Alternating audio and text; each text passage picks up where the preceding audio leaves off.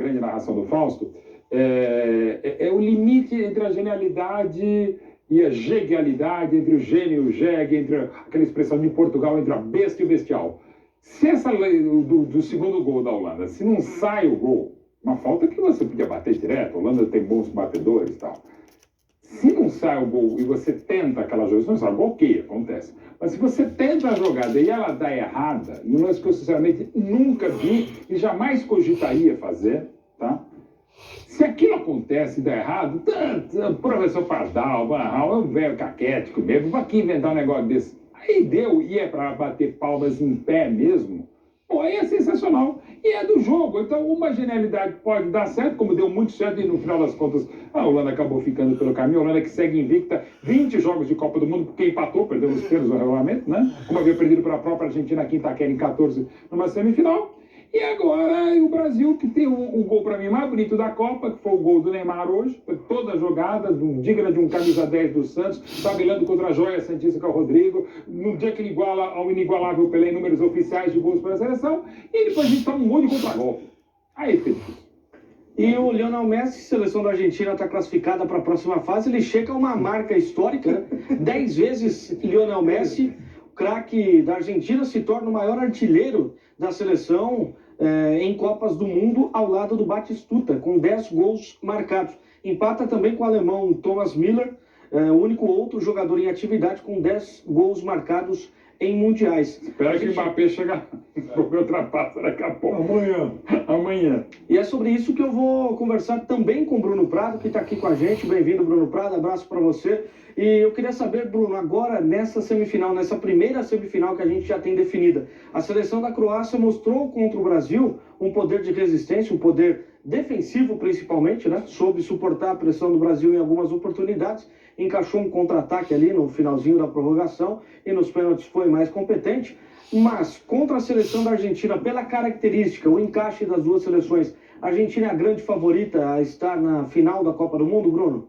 Olá, Kaique, Mauro, Piperno. Acho que é favorita, né? A Croácia mostrou que grande favorita fica difícil apostar. Um time que chegou na final passada e agora está na semifinal, tirou o Brasil. Como eu falei aqui, eu esperava o Brasil favorito, eu esperava uma vitória do Brasil, não veio.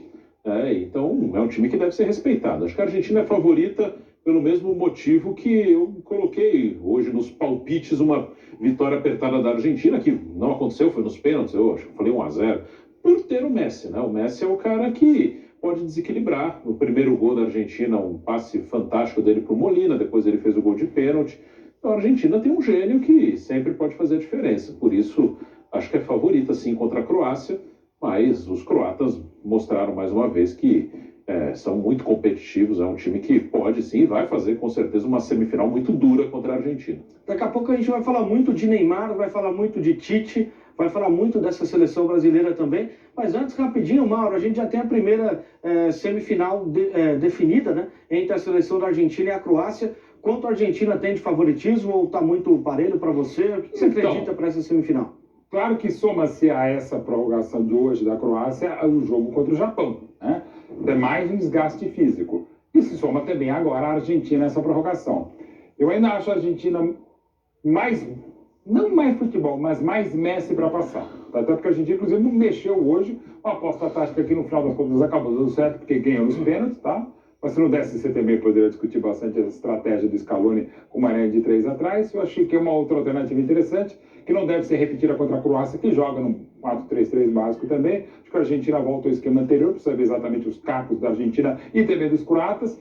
Eu daria aí, sei lá, até pelo que está o futebol e esta Copa do Mundo não é diferente, daí uns 53-47 para a Argentina, e cada vez mais, para mim, aumenta a chance de a gente, de repente, ter um novo campeão nesse clubinho cada vez mais aberto de campeões do mundo, sabe? Eu acho que essa Copa está mostrando, independente de ser no Catar ou pode ser... Quantos campeões sobraram, Mauro? 3, né? Já todos. Argentina, França e Inglaterra. Sobraram, né? Exato, estão vivos ainda. Então, assim, velho, e uma Argentina que não ganha... E um vai cair amanhã. Não cai amanhã, entre eles, né? Exatamente. A França e Inglaterra sobra um. Eu acho que com isso aumenta a chance da França ser campeã, e bicampeã que não se tem há 60 anos, mas eu vejo a Argentina mais viva. O que eu achava que antes ia ser Brasil e França, agora eu acho que é Argentina e França, mas depois disso aí, de tudo hoje, inclusive da maneira como a Holanda foi buscar o empate contra a Argentina, ainda está em aberto. Piperno, depois do jogo de hoje da seleção, daquilo que mostrou a Croácia, daquilo que também a Holanda mostrou e que acaba evidenciando uma certa fragilidade da Argentina em alguns momentos. Pergunto para você, vai entrar nessa dividida de arriscar uma finalista nessa semifinal que já tem definida? E na genialidade, na queda de braço ali, na genialidade de dois monstros do futebol que devem fazer as suas últimas Copas, Lionel Messi de um lado e Luka Modric do outro. Quer fazer algum tipo de palpite, uma previsão, Piper? Não prefere ficar em cima do muro? Não, eu acho que de todas as seleções que permanecem nessa Copa, a melhor é a França. Só que eu também não apostaria mais nenhuma nota de R$3 numa vitória da França contra a Inglaterra, porque é um confronto entre rivais e está tudo muito parelho. Mas eu achei a França um pouquinho melhor do que as outras. Em relação à Argentina e Croácia, Messi e Modric, aliás, os dois jogaram a Copa de 2006, né? O Modric não está fazendo a quinta Copa dele, porque a Croácia não jogou a Copa de 10. 2010. É claro que, assim, o Messi é o mais genial de todos. Mas agora, essa Copa não vai marcando uma nova era no futebol mundial, porque a partir do momento que o futebol se globalizou, virou um lugar comum a dizer que as distâncias diminuíram, que uma seleção jogava mais tão melhor que a outra, e dessa vez, definitivamente, as seleções passam a se embora com os estilos talvez sejam cada vez mais diferentes, mas as diferenças entre elas, pode parecer um paradoxo, mas diminuíram muito. Quer dizer, a Croácia, ela teve a mesma, sabe, ela ganhou nos pênaltis, tanto do Japão quanto da seleção brasileira. Ou seja, olhando assim friamente o resultado, o grau de dificuldade acabou sendo o mesmo, né? Claro que o Brasil dominou uma boa parte do tempo, o Japão não, mas o Japão também foi quem fez 1-0. Então está muito igual, é difícil realmente arriscar um palpite, mas eu acho que a França vai ser a campeã. Agora falando de seleção brasileira, mais precisamente sobre o principal jogador dessa seleção brasileira, o camisa 10 Neymar, que visivelmente abalado emocionalmente, ele preferiu não responder, né, sobre a permanência dele na seleção brasileira, a continuidade, abre aspas, para o Neymar. Sinceramente, não sei. Acho que falar agora é ruim porque está com a cabeça quente, porque a cabeça está quente. Não estou raciocinando direito. Falar que ao fim estaria me precipitando, mas também não garanto nada. Vamos ver o que acontece daqui para frente. Quero pegar esse tempo para pensar na seleção, pensar no que quero para mim. Não fecho as portas para a seleção. Também não digo 100% que vou voltar. Está aí a declaração do Neymar depois do jogo, ainda de cabeça quente, sem raciocinar direito, é lógico. A gente entende o momento do jogador depois de uma frustração tão grande. Bruno Prado, a gente conversava até nos bastidores, antes do programa, né, sobre essa situação.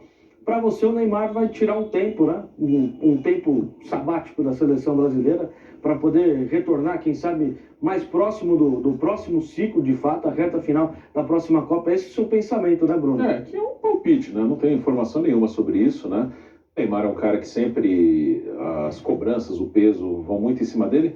Acho que nessa Copa, né, isso a gente vai saber depois, né?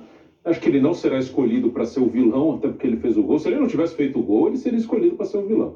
Mas como ele fez o gol... Mas é porque perdeu, entre aspas, 2 ali de perna esquerda. Ali estava escrito, né, o roteiro do vilão Neymar, né? Sim, mas como ele fez o gol, né, na prorrogação, então acho que talvez não venha um peso tão grande de críticas em cima dele. Que eu ia sobrar para ele e para o Tite, em caso de eliminação, que foi o que aconteceu. Eu acho que vai sobrar quase tudo para o Tite. Então, acho que pelo fato do Neymar ter feito gol, só por isso, acho que não vai sobrar tanto para ele. Assim, eu penso que ele talvez dê um tempo, porque ele já tinha falado isso outra vez, em outra oportunidade. Então, talvez, mas eu não sei, é puro palpite mesmo. Idade para estar num próximo Mundial ele tem. Ele chegaria no próximo Mundial com 34 anos. A gente tem jogadores mais velhos jogando aí, na própria seleção brasileira, o Thiago Silva, o próprio Messi e o Cristiano Ronaldo, Modric, praticamente já está declarado que é a última Copa do mundo dos dois, né? Então vamos ver. Acho que é muito para ele pensar, decidir. Vamos ver o que será esse ciclo de seleção. Se você me perguntar quem será o próximo técnico da seleção, eu não tenho a menor ideia, não tenho mesmo. Se eu falar um nome aqui, eu vou estar chutando totalmente. Até porque não tem tanta opção, então se eu falar uns 3, 4 nomes, a chance de acertar é grande, mas sinceramente eu não sei. Eu não sei quem será e acho que será bem difícil essa escolha. Mauro Betting, a pergunta que eu te faço é a seguinte: O Neymar ele chegou aos 77 gols marcados em jogos oficiais pela seleção brasileira, ele iguala a marca do Pelé.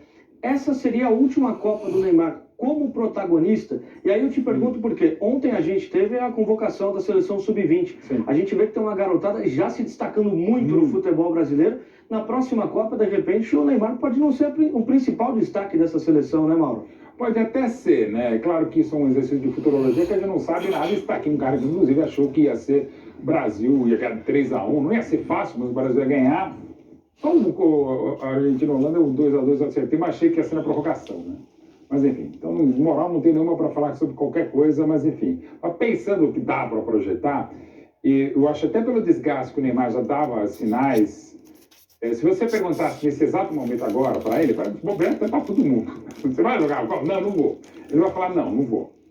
E aí a gente lembra outras histórias, e pegando o maior de todos, que é o Pelé, depois da pancadaria, campeã pavorosa do Brasil em 66, quando não passou da primeira fase, a única vez que isso aconteceu com o Brasil fora 30 e 34,